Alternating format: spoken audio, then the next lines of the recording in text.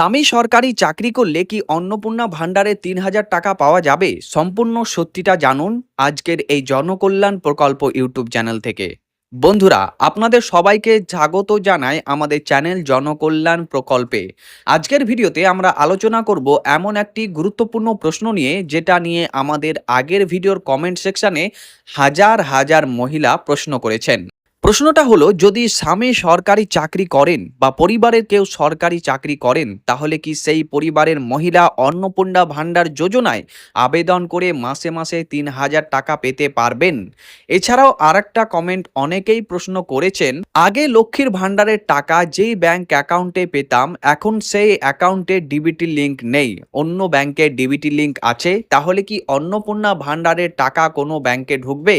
তো আজকের ভিডিওতে এই সমস্ত প্রশ্নের পরিষ্কার উত্তর আপনাদেরকে নোটিশ দেখিয়ে বুঝিয়ে দেব যে এই প্রশ্নের উত্তরগুলো কি হতে চলেছে। তো চলুন আজকের এই ভিডিওটি শুরু করা যাক। ভিডিওটি খুবই ইনফরমেটিভ, তাই ভিডিওটি আপনি অবশ্যই শেষ পর্যন্ত দেখতে থাকুন। প্রথমেই আমরা সরকারি নোটিশটা দেখিয়ে নিই।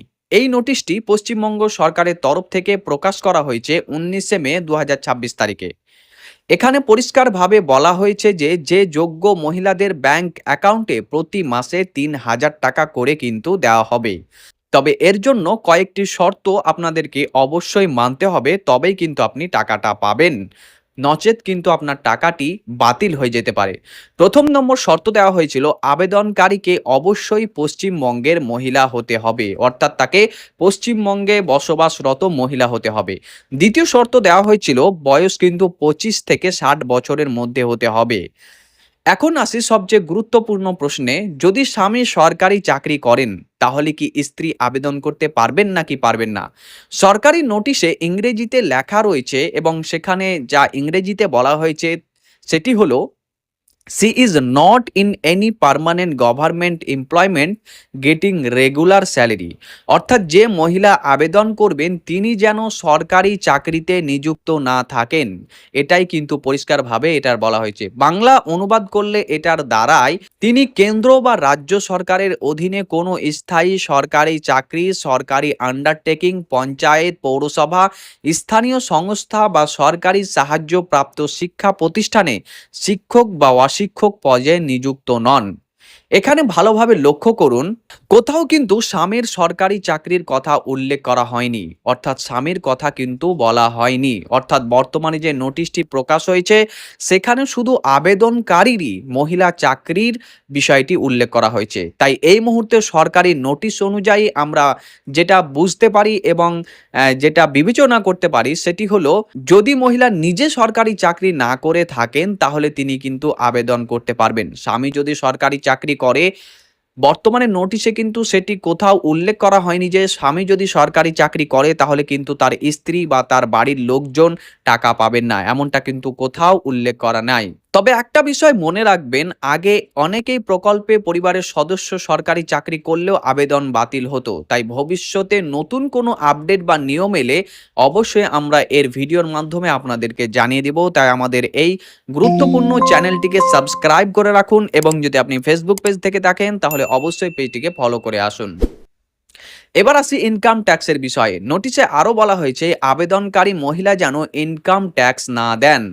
অর্থাৎ মহিলা যদি নিয়মিত ইনকাম ট্যাক্স দেন বা উচ্চ আয়ের চাকরি করেন তাহলে তিনি কিন্তু আবেদন করতে পারবেন না, এমনটাই কিন্তু বিস্তারিত এখানে বলা হয়েছে। এবারে আসি দ্বিতীয় গুরুত্বপূর্ণ প্রশ্নে, যেটি আপনারা অনেকেই আমাকে কমেন্ট বক্সে কমেন্ট করে বারবার প্রশ্ন করেছেন, আগে লক্ষ্মীর ভাণ্ডারের টাকা যে ব্যাংক অ্যাকাউন্টে পেতেন, এখন যদি সেই ব্যাংক অ্যাকাউন্টে ডিবিটি লিংক না থাকে তাহলে কি হবে?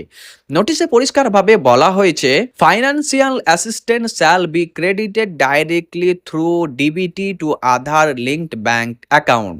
অর্থাৎ আধার কার্ডের সঙ্গে যে ব্যাংক অ্যাকাউন্ট ডিবিটি লিঙ্ক করা হয়েছে সেই অ্যাকাউন্টেই কিন্তু টাকা পাঠানো হবে, এমনটাই কিন্তু এর মানে দাঁড়াচ্ছে। ধরুন আপনার দুইটি ব্যাংক অ্যাকাউন্ট রয়েছে এবং একটি ব্যাংক অ্যাকাউন্টে দুটোতেই কিন্তু আধার লিঙ্ক আছে, কিন্তু ডিবিটি লিঙ্ক শুধুমাত্র একটিতেই করা রয়েছে, সেক্ষেত্রে খুব সম্ভবত সেই ডিবিটি লিঙ্ক করা ব্যাংক অ্যাকাউন্টেই কিন্তু আপনার টাকাটি ঢুকে যাবে। তাই আমরা আপনাদেরকে পরামর্শ দেব যে আগের লক্ষ্মীর ভাণ্ডারে যে ব্যাংক অ্যাকাউন্ট দিয়েছিলেন এবং যেখানে টাকা পেতেন সেই অ্যাকাউন্টের সঙ্গে ডিবিটি লিঙ্কটাই করিয়ে নিন। তাহলে ভবিষ্যতে আপনার কিন্তু কোনো সমস্যা দাঁড়াবে না এবং আপনার টাকা কিন্তু নিয়মিত ঢুকতে থাকবে।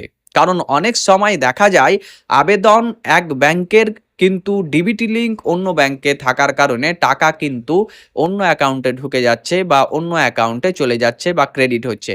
এমনকি আগে অনেক ক্ষেত্রে ভুল অ্যাকাউন্টে টাকা যাওয়ার অভিযোগও সামনে এসেছিল। তাই নিরাপদ থাকার জন্য আপনার লক্ষ্মীর ভান্ডারের অ্যাকাউন্টে ডিবিটি লিঙ্কটি আপনি কিন্তু করিয়ে নেওয়াটাই সবচেয়ে বেটার এবং সবথেকে ভালো অপশন। আর ডিবিটি লিঙ্ক কিভাবে করবেন সেই নিয়ে আমাদের চ্যানেলে সম্পূর্ণ স্টেপ বাই স্টেপ ভিডিও রয়েছে। আপনারা আমাদের চ্যানেলে ভিজিট করুন এবং ১ থেকে ২ মিনিটের মধ্যেই আপনারা কিন্তু আপনাদের ডিবিটি লিঙ্কটি করিয়ে নিতে পারবেন। তাই আমাদের চ্যানেলে ভিজিট করুন, তাহলে আপনারা সেই কাজটি বা সেই প্রসেসটি দেখে ব্যাংকে না গিয়েই আপনি ডিবিটি লিঙ্কটি করিয়ে নিতে পারবেন। তো আশা করি আজকের ভিডিওতে আপনাদের সমস্ত প্রশ্নের উত্তর পরিষ্কারভাবে দিতে পেরেছি। যদি অন্নপূর্ণা ভান্ডারের ৩,০০০ টাকা নিয়ে আপনাদের আর কোনো প্রশ্ন থাকে তাহলে অবশ্যই কমেন্ট বক্সে কমেন্ট সেকশনে জানাতে ভুলবেন না এবং দয়া করে যদি আপনি আমাদের এখনো এই চ্যানেলটিকে সাবস্ক্রাইব না করে থাকেন তাহলে অবশ্যই জনকল্যাণ প্রকল্প ইউটিউব চ্যানেলটিকে সাবস্ক্রাইব করুন এবং যদি আপনি ফেসবুক থেকে দেখে থাকেন তাহলে অবশ্যই আমাদের এই পেজটিকে ফলো করে নিন, যাতে করে এরকম ইনফরমেটিভ ভিডিওগুলো আপনার কাছে সবার আগে পৌঁছে যায়। দেখা হবে আপনার সাথে আরো একটি নতুন ভিডিওতে। ততক্ষণ পর্যন্ত ভালো থাকুন, সুস্থ থাকুন।